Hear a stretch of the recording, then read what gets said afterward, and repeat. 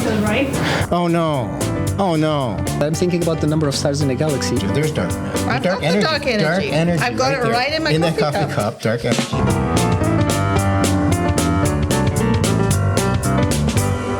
Hello, everybody, and welcome to Early Morning Coffee at CERN. My name is Stephen Goldfarb. And my name is Joni Pham. And we have a really nice show for you today. It's on a topic which is perhaps one of our favorites here at CERN. That's the discovery of the Higgs boson. And believe it or not, it's been about 12 years now since that discovery. With us to talk about the discovery are a couple of people who were there at the time working on the physics. So we have Heather Gray next to me, who was working on the ATLAS experiment. You're from UC Berkeley? Yes, right? That's right. And Andre David, who's from the CMS experiment, the other experiment that was also working on the discovery of the Higgs boson. Both of them announced together the discovery back then, on July 4th it was. Andre, you're a CERN physicist, right? Yeah, that's right. Very good. So let's get started right away. I think it'd be nice to hear from you, maybe a brief introduction of yourself, Heather. What brought you here to CERN, and what have you been working on? Sure, happy to do that. So I think the first time I came to CERN was, almost 20 years ago now to do it. You were a kid. You were a kid at the time. I was a kid, yeah. Okay. It was as a CERN summer student. And so I'm from South Africa. Mm-hmm. And back in the day, they had money to bring one summer student from the whole of Africa to CERN for the summer program. And sort of a month or two before the program was going to start, they didn't have anybody. So my professor at the time, came and said, "Would you like to go to CERN?" I said, okay. So they took only the very best volunteers, what you're saying. They took a volunteer at the time. A volunteer. Who happened to be the very best, of course. No, but it's actually quite funny because before that, I thought I was going to be a theoretical physicist, as do many when they're young. But somehow being at CERN for the summer and seeing all the experiments and really seeing experimental physics, I was an experimentalist, and that was done for after that. Oh, that's great. That's great. And you've stuck with it?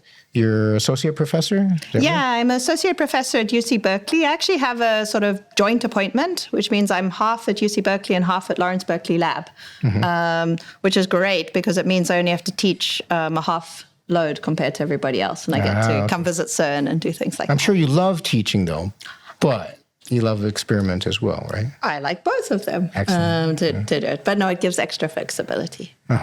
Very good. Andre. Well, I hail from Portugal, and I was a student. I was working on theoretical nuclear physics and microtechnology, so making chips. And then somebody told me, "Andre, you're not really good at this theoretical stuff, but I know of someone who has something going on at CERN," and I didn't really know what CERN was. And I came here for 2 weeks at the end of the year 2000. And I did get hooked. I mean, just seeing all of the kinds of things that are done here. So I've been here for the last 24 years working in different types of experiments. And you were also a kid when you came here, I guess. We were all kids at some point. We were all kids. We were students at some point. So another question for you, Andre. On July 4th, 2012, where were you? It depends on the time. I think that when the day started, I was still here in Building 40, where we have a lot of our offices, trying to make sure that all the last dots, all the I's were dotted and the T's were crossed on the slide deck that was going to be shown. And then I went for a walk to look at the people who were by the seminar room, the main auditorium here at CERN. There was already a big queue and people were playing cards. It was like a sort of a wild camp going on. And then during the day, after taking a shower, I came back and I was in the main auditorium. For the announcement. Just so that everybody knows, it was a very exciting time. We knew something was going to be shown, right? It was the result of our searches, and we've been searching for the Higgs boson for many years, actually, before the LHC. And so I was tricked. Okay, I wasn't here. I was in Australia for the conference where it was originally going to be announced, and the CERN Council, in their wisdom, decided that it should be presented at CERN. Were you here for that? Nope. No, where were you? I was not. I have. It was quite amusing. I was actually there's an annual meeting of Nobel laureates in Lindau in Germany, where they get together, a large number of Nobel laureates and also some young students to do it. So I was there at the time. Being a Nobel laureate, you were obviously a Nobel laureate at the time. No, I was the young student, of course. But it was quite funny because it was the middle of the program of the meeting, and we sort of said, we think we should broadcast the seminar. We went to the organizers, and they said, no. The other Nobel laureates said no. They refused to cancel their talks. Oh, yeah. So me and a couple others, there were about 10 of us initially, we set up a sort of bootleg setup with, a bunch of computers and things, because the connection kept dropping because so many people were connected to what was going on at CERN. So when one died, we switched to the next one. And we kind of got a growing following, including a number of Nobel laureates watching our bootleg I guess connection. so. People felt there was something exciting going on. Yeah. Joni, where were you? So 12 years ago, I was still an undergrad student at University of Melbourne. And at that time, when the announcement was made, it was made almost like simultaneously, right? Like one at the auditorium here at CERN and the other at the International Conference of High Energy Physics in Melbourne. And University of Melbourne was one of the organizers. So I was begging my physics professor, Roger Rasoon, to somehow sneak me in the conference. That's where I saw you the first time. You look a lot younger than you are now. I was younger. You were the same age, I think, but I was younger. That's true. I said I got tricked, right? And that trick happened because I guess it was in December of 2011. We had a hint that there was something in our data, and I got very excited by this hint. We always get tricked by 3 sigma events. But in this case, things looked lined up. It looked like we might have something. And so I booked my flight right away. I knew that the next major conference, there was going to be a presentation, and that was at Melbourne, the ICHEP that was organized there. And so we were far away. But fortunately, we had this nice webcast. It was done in both places simultaneously, and we could watch it. Was it in the middle of the night in Melbourne that you were doing it? Actually, we managed it so that it was early. It was done early here. It was done in the morning. Yeah, it was here. late there. Okay. And it was late it was like 5 o'clock or something like that in the evening. It wasn't too unreasonable. Yeah, it's not like the watch parties that I've seen from the US where they had pajama-like things to watch. Yeah, they weren't so happy that we arranged it to be in the morning here, because in the States it was 2 in the morning or whenever that they had to watch it. But yeah, people were in their pajamas watching from Fermilab and other places in the US. It was a very exciting time. Which brings a natural question. Why? Why was this so exciting for us? What was so important about the discovery of this particular particle? We've discovered particles before. Why was the Higgs boson an important discovery for our field? The God particle, right? Oh, no. Okay, that was Chetna, our producer, in the back here, asking if it's called the God particle. So this terrible name, a name we don't like because we didn't really call it that. It came about because of a book that was put out, which is a good book, by the way, if you want to read more about the Higgs boson. Leon Lederman and Dick Teresi, they wrote this book together. And the story that I heard, and it was only sort of secondhand, someone who knew Leon Lederman who told me this, so I hope I got this right. But Leon Lederman had just given a lecture to his students, and he was talking about symmetries. Symmetries are extremely important in physics, right? We look for those all the time because we seem to find bit by bit that some forces which we think were separate are actually two sides of the same coin. Electricity and magnetism, electromagnetism and the weak nuclear force, it turns out you can make a theory that combines them. And so he was showing this to his class, and he said, it could be, maybe we can dream that one day all of the forces will come together, and maybe there'll be just one particle and an explanation that describes the movements of this particle. And we could call it, and he said, well, let's call it the God particle. So he'd made this lecture to his class, and Dick was in the room and saw this, and then they went together and they were talking about this manuscript, this book that they were about to publish. And Dick said, look, they've asked us to give a working title to this book. And Dick said, I propose that we call it the God particle.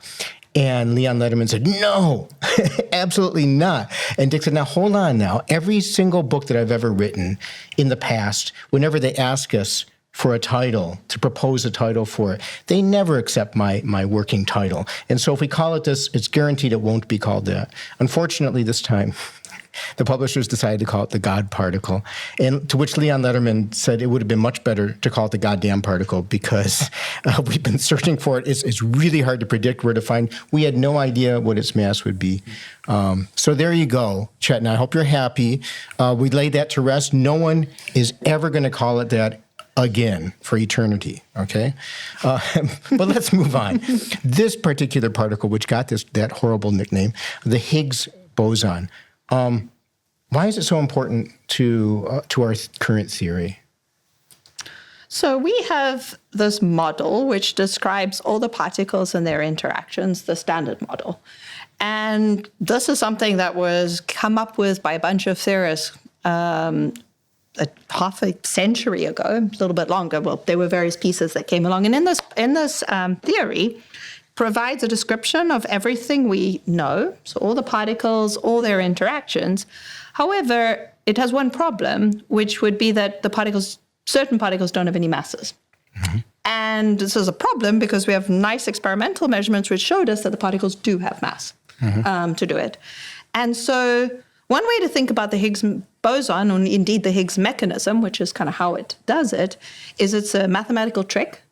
It basically allows us to preserve the symmetries of the theory, which you need the particles to be massless, yet for them at the same time to have mass, as we know experimentally, to do it. And so it's really critical in the standard model because it resolves this apparent contradiction between, what the theory says we needed to have and then what we saw in the experiment. And even inside the theory, it's completely unique. It's the only elementary particle that is a scalar. Ooh. So it basically... What's that? Exactly. So I knew you were going to go there. It means it has no notion of direction. It just permeates. There's a field that permeates the whole of the universe. And different particles interact differently with it. But it's the only particle in the theory that we have right now with these properties. There could be others, but right now this is what is needed for the theory to work. But the theory, it's very beautiful, the mathematical edifice for which this Higgs boson was created. And then a little later came an idea of, hey, since we already have this thing in, and this is Steven Weinberg, why don't we just write a few more terms and insert a lot of arbitrary parameters to give masses to other particles, like the leptons, like the electron, the muon, and the quarks. And so you end up having like this one single actor playing two very different roles in one single theory. And that's really, really strange how the two things are mixed together. So the Higgs participates in that beautiful symmetry breaking that Heather was talking about. And then it also participates in you get a coupling, you get a coupling, you get a mass, which is it has a very ad hoc feeling. Yeah, it's funny you mentioned that. So that messy part of the standard model, that's the part that I study because it bothers me a lot, right? I really don't like the fact that for all these individual particles, we have these different parameters. And so if I want to take a bet of, where should we go and have a look for something that might be different, it's there. And so where my research is trying to go through and measure some of the more tricky ones in that area. In particular, I'm looking to see if the Higgs boson interacts with charm quarks. Okay. We've been seeing that it interacts with the more massive quarks, or the more massive elementary particles more strongly than because that's exactly what comes out of the theory, is that if you interact more strongly with the Higgs boson, you end up appearing as having a larger mass. Okay. So or the other way around. Yeah, okay. It does become circular, but that's okay. I agree. Wait, because this is important. Because it's like when you measure the mass of a particle, you're measuring the mass of the particle. And that's the thing that you measure experimentally. Then you take that mass and you can infer what is the coupling, which the coupling is a theory parameter. So you go that way. It's a good point. So the coupling is how strongly it interacts. Yes. With other things. So it's interesting. I should actually step back a second and say, we've referred to this as the Higgs boson all the way through this. So it was proposed by Peter Higgs. There were others involved, right? In fact, there was a long list of people who were This is involved. my second least favorite question about the I'm Higgs sorry. boson. You got the first I one got already. them. I'm going for it. I'm going to get them all. Going all the way down the list. You got the God question first. Yeah, exactly. Yeah. To do it. Well, I took that over. Okay, so but now, who would like to? I mean, there's the list of people. No, that's why, is that it was something, I think, probably, there's a long list of people, and I think probably the reason for that is that it was a natural thought to have at the time in terms of the theoretical development. And that's why it turned out that a number of people came up with it independently. This is at least my understanding of it. Yeah, so part of the math was actually taken from solid state physics, because there you actually have like things condensating together and behaving as one. And the idea here was to do some of that, let's say, mathematical machinery, but for the elementary particles. And you do have people who contributed before Peter Higgs, but then Peter Higgs crucially got his paper rejected. And then he added a paragraph, and that paragraph is absolutely crucial because it's a paragraph that says, and this particle will have a mass. And so that's the thing that actually makes it distinctive. And I think that's the reason why we call it the Higgs boson and not the Browtingler-Higgs boson. But we do call it the Browtingler-Higgs mechanism because it's the underlying symmetry breaking mechanism that Heather was mentioning. That one does involve a bit more. But then it was not over there because once you start adding these ingredients, but you still need to make a recipe that does not kill you when you try to eat it. So there were other ingredients that were contributed by other people, like, for instance, making sure that you can still have massive particles, but a photon that is pretty massless from what we can observe. So getting all of those things cooked together in a way that you can make reasonable predictions took the effort of many people and taking hints from many different places. Yeah, and then you mentioned before, right, the fermionic side, right? So we were talking about the Higgs being a boson. Particles can be two types. They can be bosons and fermions. For that came kind of separately. And that was largely, I believe, from Steven Weinberg. Yeah. He had a very nice paper. 2.5 pages long. I know. I mean, you look back at these papers, even Peter Higgs's paper, right? I think it's, it was very 4 short. pages Yeah, or 4 something? pages. A few pages. To do it. And We these need 15 days, pages for labeling the number of the physicists, the names of the physicists who were involved. Wait. Please do not mix theoretical work with experimental work. Exactly. Because one of the things that I really admire about theorists is their ability to just go walk in the Alps and come back and write 4 pages with a completely new idea that then we have to go and build a detector and get thousands of people together to build these detectors to disprove that idea. But there's a very different exercise of working together as experimentalists. But don't forget, when they took that walk, it was because they'd read our papers from before that showed them that we had found some patterns or some particle or something. Sometimes they just go off, and just it's go good. off They and just come go up. off in their own directions. Since you mentioned like Higgs paper in 1964, and as far as I remember, he didn't propose like any experiment that can verify his theory. So why did the scientific community take him seriously and decided to spend like billions of euros on building the detectors to search for the boson? well, I don't think they did immediately to do it, right? So, I mean, this was in the 60s, which is now 60 years ago, to do it. There was another paper, I think it came out in the 80s, if I remember correctly, which The is one of Ellis. the one of Ellis and Mary Kay Kay. to do it, which is called On the Experimental Profile of the Higgs Boson or something Yes, that like has that. this beautiful coda. Exactly. And the coda, basically, in this paper, I think it was the 80s. I could be slightly wrong about The it. phenomenological profile. Yes. Yes. That's the one. It basically says we do not, paraphrase, we do not encourage large experimental searches for such a boson. But the paper basically lays out, here's the Higgs, here's how you might look for it and things like that. If it has this mass, it looks like this. If it has that mass, it looks like that. That was quite useful. And they discouraged us simply because it's so hard, right? It's not easy it wasn't an easy task to find. It was hard, and the mass was unknown, which is something Andre, I think, already mentioned, which meant that it's not like you could build an experiment to go find this particle of a specific mass. You had to be able to cover this entire range, and if it was infinite, you would maybe not find it at all to do it. But then subsequently, we added extra constraints, which able to sort of narrow down the range where we were doing. So I think what the answer I'm trying to give is it was a bit of a process. So it wasn't like, Peter Higgs had this idea and they said, okay, let's go and do a 60-year program to find the Higgs boson. To do it. They started actually by exploring the Standard Model because there were a number of these particles they had to discover along the way.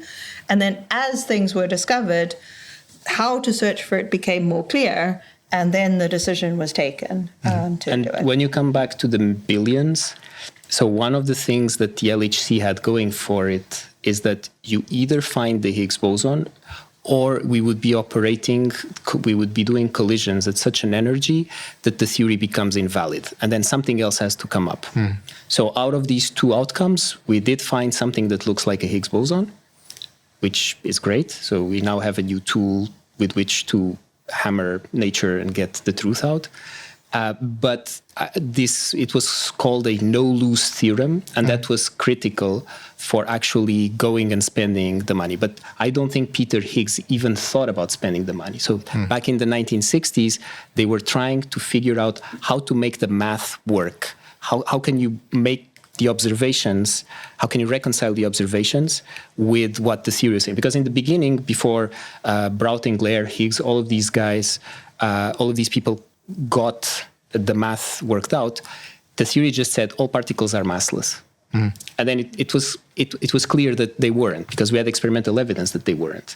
So they figured out that problem, and then there were other problems with the theory. And then at some point, we reached the point where we could build an accelerator that would make collisions, that if there is no Higgs boson, then the calculations start giving answers like infinity, and infinity is a very large number. Yeah, I mean, I actually really like that. We were very lucky to have this no-lose theorem. It's very rare that you can build an experiment like that. But it was even, I mean, when you say the theory breaks, it was quantum mechanics that would break, right? So it's not just, the Higgs would not be there or something. It would be that something very fundamental in our understanding of physics would have been wrong. And that would have been great. This is something that, it would have been a challenging time. No. That's so. I agree with what you're saying, but most people. So some people panic when there's a crisis. Some people panic. Some people calm down. I don't know how to put it. And they focus on exactly. So that's the thing. So when things break, it's an actual opportunity to go and try and understand why doesn't it work? Because the measurements don't lie. The measurements are statements about nature. Then how can we explain the measurements if we no longer have a way of explaining them? We have to find a different way of explaining them. This could be like Michelson-Morley and not finding the ether. And then you have someone like Einstein come along and say, of course, there's no ether. Here's another solution.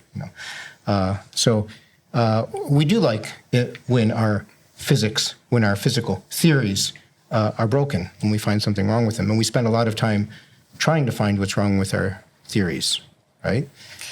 Were either of you part of the LHC bet about the Higgs boson? Oh. Do you remember? No, I heard what. So was a bet about whether or not, or was it a bet about the So it was a pool, right? And I think it was 10 francs or something like that. And basically you could bet on, do we find the Higgs boson or not? Okay. And if so, what mass it would have. And who won? I don't actually know that question. Well, we have to look that up. I know he did the poll, so I can write to him and ask him. Okay, we're going to give it a challenge to our audience. They can put that into our comments on their YouTube channel. If you find out who won the bet, the pool, as you say, of the Higgs mass, that'd be interesting to know. No, I bet on no Higgs boson. Oh, you bet on no Higgs boson? Yeah. Really? That's what I wanted. That's interesting. Since you brought up like the topic about the mass of the Higgs boson, and we didn't know prior what was the mass of a Higgs boson, right? And it made it so hard that we call it the goddamn particles. But I wonder because I think that we already have the standard model, which is a very good theory, the best theory we have so far. And the data from the lab, the Large Electron Positron Collider. So we already had the constraint on the mass of the Higgs, before the Large Hadron Collider come into play. So why was it still very hard, and why was it like searching for the needle in the hay? Oh gosh, there's a lot of different, a lot of questions, all in one. Yeah. So maybe I'll go back to what we knew about it, right? So LEP, which was the Large Electron Positron Collider, it actually found something that some people thought might have been a Higgs boson right at the end. So there was all sorts of excitement, right? There was a little excess to do it, and should we extend it? Should they shut down in the LHC, etc., to do it? But in the end, after reanalysis, they put a constraint. I think it was 114 GeV, if I remember correctly. So that was a lower bound, and that was super clear. Yeah. But then what you were talking about, like the standard model, this is more complex. So what this was is like taking all the different parameters in the standard model, doing a global fit, and saying, are they all consistent? And with that, you could put a kind of, this is around where the Higgs should be. Also, and this is sort of more at the same time as the LHC, I would say, the tevatron started to give some bounds as well in the mid kind of range on the Higgs boson. So we had that as well. But I think one of the reasons why we still weren't sure about the mass is that it's still possible you could change the standard model a little bit, and then that whole fit wouldn't make sense, right? So you still needed to look over that full range. At least that's how I kind of thought about it. So sorry, I know that's not exactly your question. I'm answering the first half. That's a good point, though, because we spend a lot of effort up to this day still measuring the standard model parameters as precisely as we possibly can. Actually, for some of us at least, hoping there'll be disagreement at some point, because there's many things that are not in the standard model that are not explained by the standard model. So just because the standard model says so doesn't mean it happens in nature like that. Yeah. I mean, for all the successes of the standard model, it explains what, 5% of the universe? Yeah. I mean, it's sometimes hard to hold this thought in my mind. Wow, it's a beautiful theory. I work with it every day. It makes predictions. I can go and measure things. Yeah. And at the same time, it's only 1/20th of everything that's out there. You're referring to the fact that there's a lot of the universe, about a quarter is dark matter, which we have no clue what it is, and then about 2/3 is dark energy. There's dark matter. Dark energy. Dark energy. I've got it right in my coffee cup. Dark energy. And that's like a huge portion, the amount of energy, whatever is making our universe expand by a lot, more and more, right? It's not just that it expands, more and more. And we have even less of a clue. If you can say you have no clue and then even less of a clue. Yeah, if a physicist calls it dark, it's just a measure of the ignorance. Exactly. Exactly. We just don't know. So we don't get that. I do want to mention, and by the way, of the 5%, we don't get gravity. Too, right? So this is even of that we don't have a complete understanding.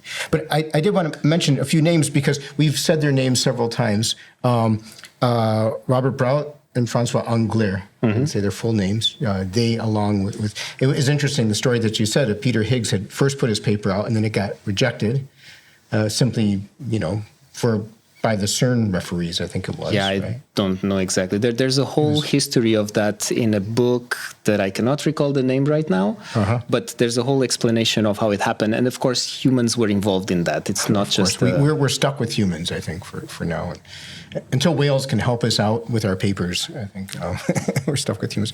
But also, I mean, Francois Angler and Robert, they then got their paper published first, but then came in the Higgs paper. And the reason we call it the Higgs boson, of course, is because he included the fact that there was a particle associated with the field, which everybody knew. If there's a field, there's a particle, there's a particle, there's a field.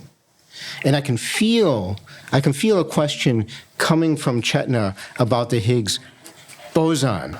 Do you have a question about the Higgs boson, Chetna? Yeah, enough of the Higgs. Let's talk about what's the boson. Where did it come from? The boson. So that's a very important point. And this was actually brought up. I do remember when there was the discovery. There were some complaints that came mainly out of India asking, like, how come we're not talking about Bose? And Bose was a person for whom a boson, which has a certain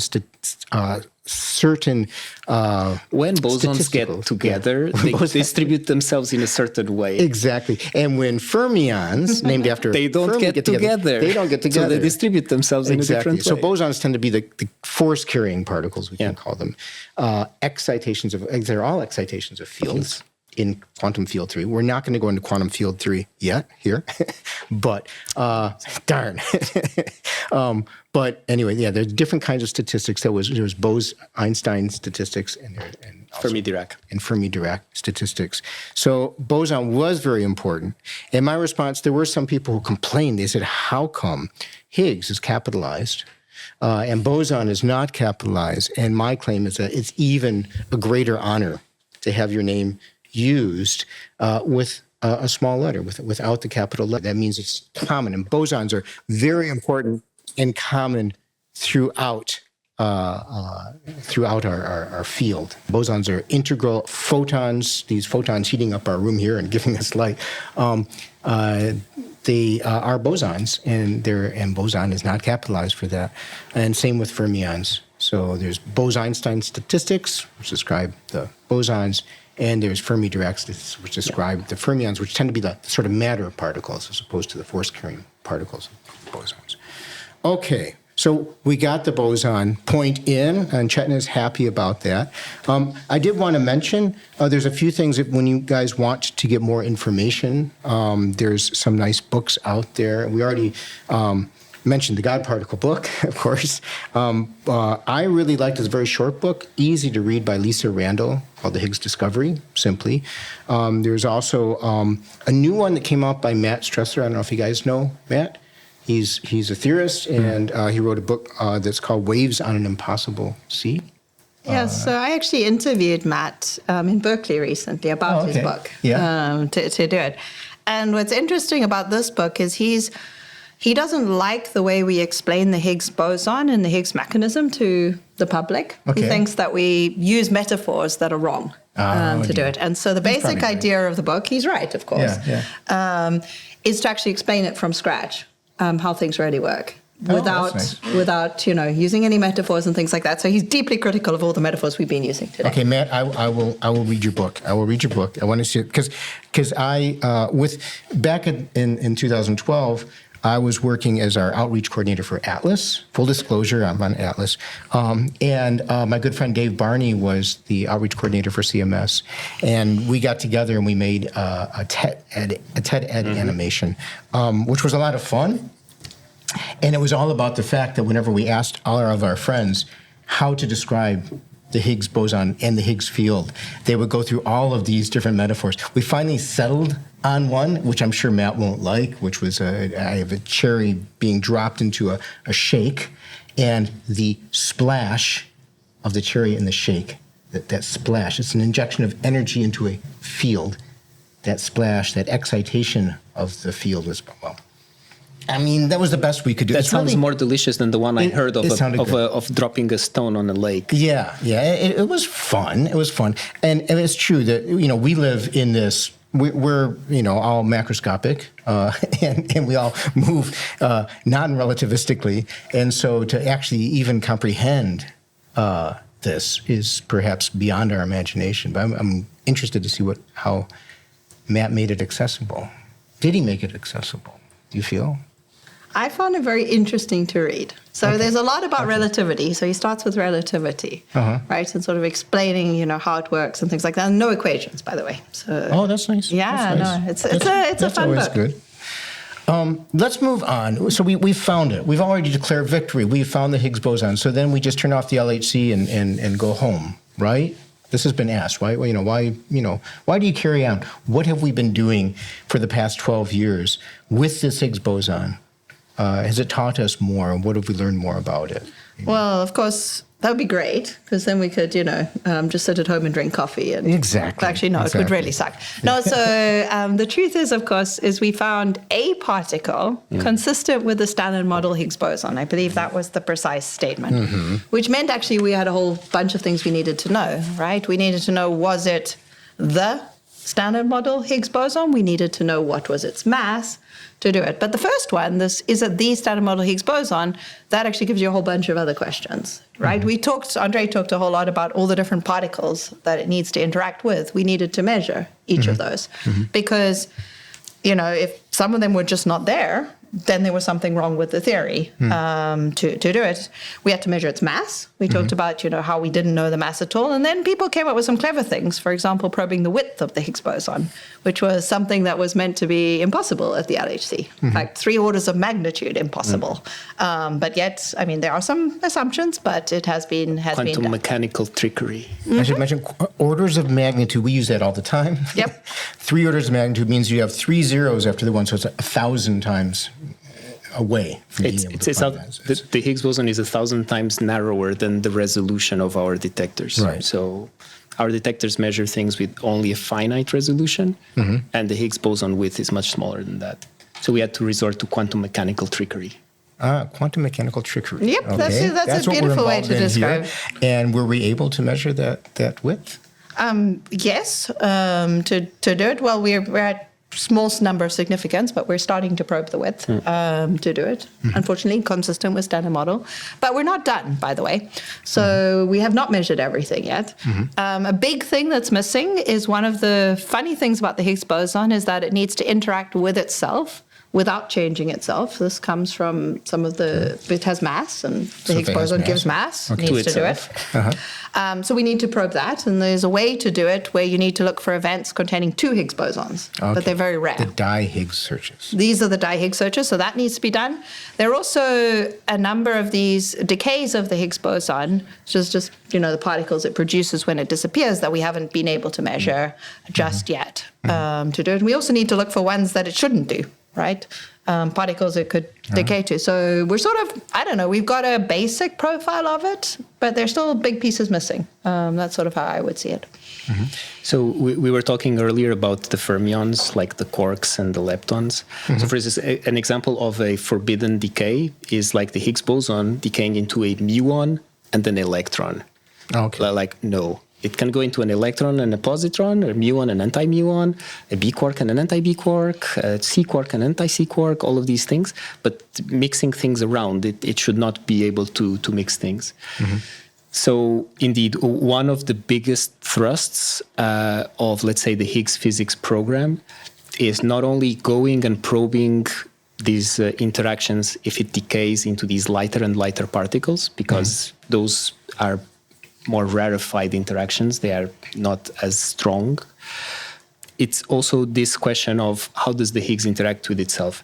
And that has some interesting consequences, connections, because it connects to the vacuum structure of the universe. And, this sounds very arcane. It is a bit arcane. But basically, at least for me as an experimentalist, what is important is that the standard model says it must be exactly like this. So the standard model says that this potential of vacuum energy in the universe must have a specific, very, very specific shape. And you cannot deviate from it without breaking the standard model. So if we are able to measure how the Higgs boson interacts with itself, we can check whether or not that is what is realized in nature. So measuring the shape of this potential becomes something that the Higgs boson allows us to do. And so it's a big thrust, not just for the LHC, so we've barely touched the surface at the LHC, but for the upgrades of the LHC that will start in 2029. Just to explain how the LHC works, where right now we collide bunches. It's not really a continuous beam of protons, but we collide bunches of protons every 25 nanoseconds at the different places where we have the detectors. So there's 4 collision points, and these bunches go through each other. Each bunch is a galaxy of protons, right? Roughly 100 billion protons. So you have Andromeda, the Milky Way, passing through each other every 25 nanoseconds, roughly speaking. Yeah, no. I'm thinking about the number of stars in a galaxy, yeah. Yeah, it's roughly 100 billion. And actually Andromeda and Milky Way are going to do this, but we probably won't be. Yeah, but it goes slower. It's not almost at the speed of light. Much more slowly. And they predict none of the stars are actually going to hit each other. Probably they won't, even though those are pretty dense galaxies. But in our case, we really put these bunches together as densely as possible, which you have to do because they don't want to be together. They're protons. They have charges that make them push apart. And they go through each other. And as tight as we squeeze them, as well as we focus them and bring them through each other, we get, as Andrea said, about 60 right? That actually, on average, about 60 will actually go through each other, will pass through each other. And then of that, less than that will actually interact and give us something that's interesting. Yeah, and we call it... sorry. Yeah, we call it luminosity because you make the beams as narrow as possible because you are saying it's like they are as bright as possible. Right. So like the brighter they are, the more collisions you get and the more luminous the interaction region So I is. wanted to clarify one thing. We don't actually want these 60 collisions to happen, right? So what we want is we would like our rare processes, right, like Higgs bosons, to happen as much as possible. On demand. And all the background ones to stay away. But the problem is like increasing the rate of those processes has a side effect of having these extra collisions, and it makes our life harder because we have to actually search through those extra ones to find out the ones that we really want to do. We get it when something interesting, we label as interesting, triggers our detectors. We call the system a trigger, like taking a picture. It's because something came out from this passing of these two bunches, like a muon coming out, or electron, or some energy, or some balance, or something that we've put into our menu of things we want to look for. And then you've got all of these other collisions that happened at the same time, and then you have to sort out from that. So that's what we're going to be going up for in 3-4 years' time, or something like that. We will actually go up to we hope, if we get everything on time. And in that case, we can look for things which are much more rare, and we can look for maybe Higgs bosons interacting with muons, for example, or transforming to muons. Maybe we'll have that at the end of this run. Yeah, that's coming. And thanks to a lot of work, I mean, Heather knows this better than anyone here. There's a lot of techniques from machine learning that have been helping us distinguish between like what a beauty quark looks like in our detector and a charm quark looks like in our detector. And it's very titillating that we are being able to tease out all these charming signals. This is kind of one of the things that motivates me. The best way to get me to do something is tell me it's impossible. Then I like to go and solve the problem to do it. But you're right, it's actually amazing just how much better things are in certain places than we predicted, right? We found, and I think there's a whole chunk from machine learning, like you were saying, but I also think that people get clever in a wide variety of ways. And if you sort of compare, what people thought we would do and what we actually do, we do far better than any of the predictions that we had. Like, we're probably going to see Higgs to mu in run 3, looks like that, at least with combination between Atlas and CMS. And then di-Higgs, we're getting awfully close to do it, whereas that initially it was maybe we'd see it at the High-Luminosity LHC to do it. So it's pretty cool. I find there's something very exciting about how well we actually end up doing our physics. Yeah, so one interesting phenomenon here is that when you turn on the detector is also partly unknown. So with time, you learn all its features, the good parts, the not so great parts, and you learn how to calibrate it and, extract more reliable information from it. So yes, we get smarter at figuring out the detectors that we build.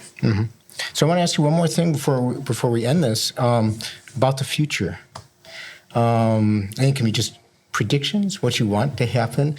I mean, the Higgs boson, what we've established, it interacts with any elementary particle that has a mass. So far. I mean, that's proposed, and that's what we're seeing.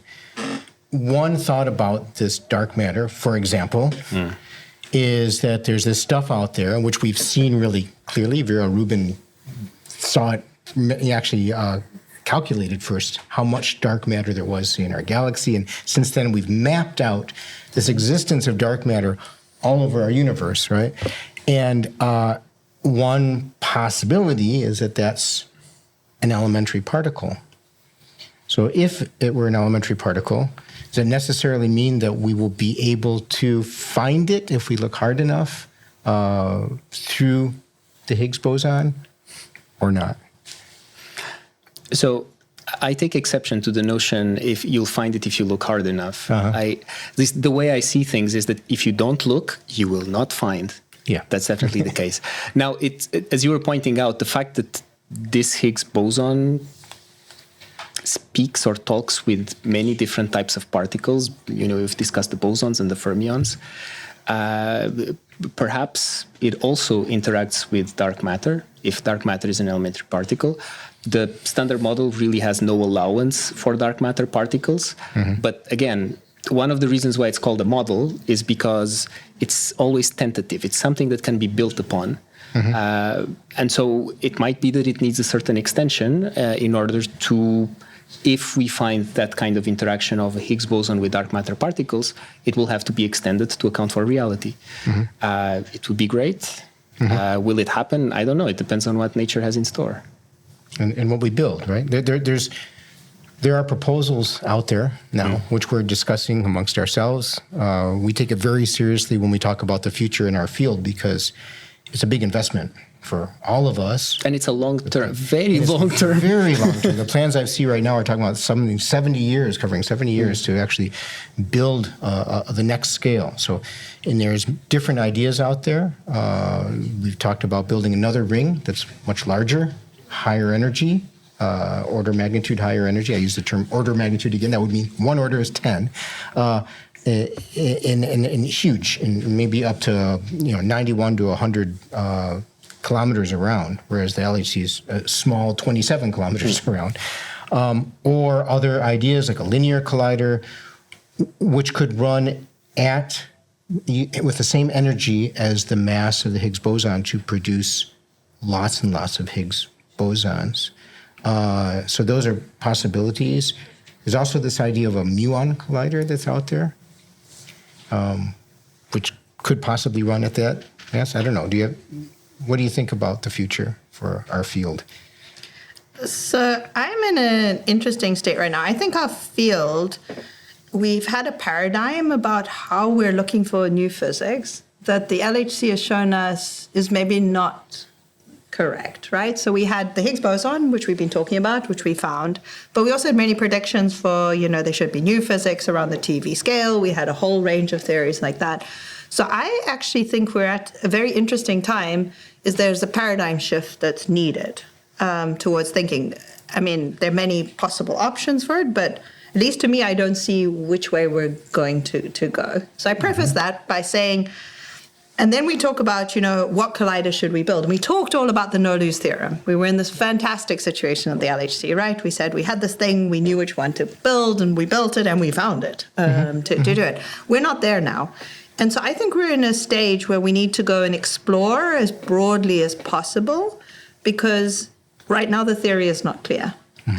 And maybe it's a time when experiment needs to lead the way to do it. So if it was up to me, I would go to search as far as possible to do it. There are many constraints. It's a complex space, and so you can't necessarily do that. But that's at least the way I think about it, because I think it's unknown, and we need to try and look as far as possible, and then we may find big answers that change things. Yeah, I agree, especially because projects take so long. If you think about it, the Higgs boson was found like 50 odd years after it was predicted. During those 50 years, theory was guiding the way, right? And indeed, I totally agree with what Heather said. We are now in a data-driven epoch, if you want. And in that case, the question is, what kind of tools are we building to gather data and to explore nature? And I don't think there's ever a promise that can be made that, we are going to find but that's the thing. If you don't look for it, if you don't try, you're definitely never going to find I think there was a sort of a consensus in the community that the next machine should be what we call a Higgs factory, which is you make collisions and lots of Higgses come out, because it has not only this very central role, regardless of it having a central role in the theory, it has this very central role. It talks to many particles, as you were saying, Steve. We also do not understand how come there's only one. Is there only one? Who knows if there's only one? And changes in the properties predicted by the standard model for this particle can tell us whether there are more Higgs bosons, if there are other interactions. For instance, measuring the total width is really cool, because the total width via some quantum mechanical trickery is related to all the possible ways that the Higgs boson can decay into other particles. So if you would find something anomalous there, some departure with respect to standard model, it could be because it is decaying also into, the dark matter particles, if they're there. So all of these things, many people think of the Higgs boson as a sort of object of study. I think of it as a tool. So it's a tool that we can now go and try in different types of screws and different types of knobs and wrenches. So you just try it out and see exactly how does it operate in that particular context. Very good. Let's leave it at that. That's a very nice conclusion there. I'm looking forward to these new accelerators wherever and whatever they may be. Andre David is a CERN physicist on the CMS experiment here on the Large Hadron Collider. Heather Gray is an associate professor at UC Berkeley in Berkeley Lab, working on the ATLAS experiment here on the Large Hadron Collider. Thank you both for coming here and being on Early Morning Coffee at CERN. Okay, Joni, it's time for you. You have a question for the audience. So my question for you is that what is the other important discovery that brought a CERN physicist Nobel Prize after offer the benchmark for the Higgs discovery? Okay. So we have a Nobel Prize that was awarded to Peter Higgs, Francois Englert. Unfortunately, Robert Bout died the year before we discovered it. But before that, there had been a Nobel Prize at CERN. So tell us what that Nobel Prize was. And you said to send it to CERN social media, so at CERN, on pretty much any social platform, right? With hashtag EMC2. And you can also put comments in our YouTube channel. And you're going to be able to follow all of our podcasts on anywhere you get your podcasts. We look forward to seeing you again soon. Next time, we are going to probe into the experiment called LHC-B, which is a very interesting experiment because they don't just look at the quarks and the elementary particles, but they look at various combinations of these quarks, and they found a lot. So they've made a lot of discoveries, a big list of discoveries that have come from LHC-B, filling up our particle data group books with discoveries. So we'll be talking about that next time. So have a great time, and thank you for listening.